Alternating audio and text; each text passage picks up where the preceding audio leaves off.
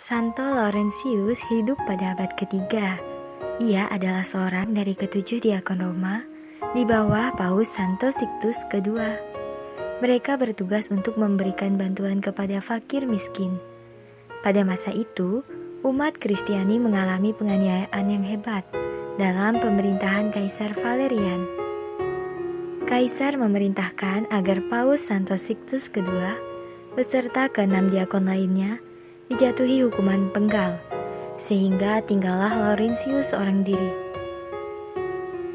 Sementara Paus digiring ke tempat hukuman mati, Laurentius mengikutinya sambil menangis. "Bapa, mengapa engkau pergi meninggalkan aku?" Paus menjawab, "Aku tidak meninggalkan engkau, anakku. 3 hari lagi engkau akan bersamaku."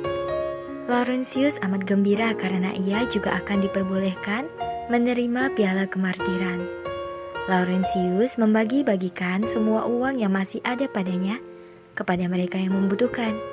Ia bahkan juga menjual bejana-bejana berharga milik gereja dan membagikan uangnya kepada mereka yang miskin papa.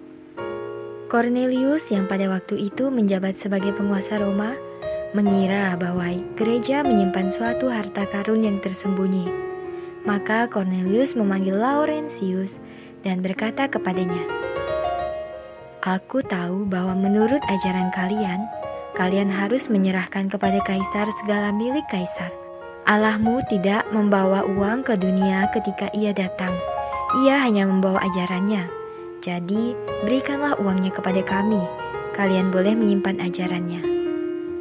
Cornelius juga berjanji akan membebaskan Laurentius jika saja ia mau menyerahkan seluruh kekayaan gereja kepada Kaisar. Laurentius menyanggupi permintaan Cornelius.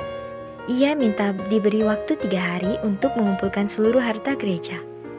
Maka pergilah Santo Laurentius menjelajahi kota selama 3 hari untuk mengumpulkan orang-orang yang sakit, fakir miskin, jompo, janda, serta para yatim piatu. Pada hari yang ketiga, ia membawa mereka semua ke hadapan penguasa Roma. Katanya, "Tuan, inilah harta karun gereja." Penguasa Roma itu menjadi sangat murka. Dalam amarahnya ia memerintahkan agar Laurentius dijatuhi hukuman mati secara perlahan dan kejam. Laurentius diikatkan pada panggangan besi raksasa yang dipanaskan di atas api yang kecil, sehingga api memanggang daging tubuhnya secara perlahan-lahan. Laurentius memang terbakar, tetapi bukan oleh api, melainkan oleh rasa cinta yang amat mendalam kepada Tuhan. Oleh karena itu, Laurentius menjalani siksaannya dengan ketabahan yang mengagumkan.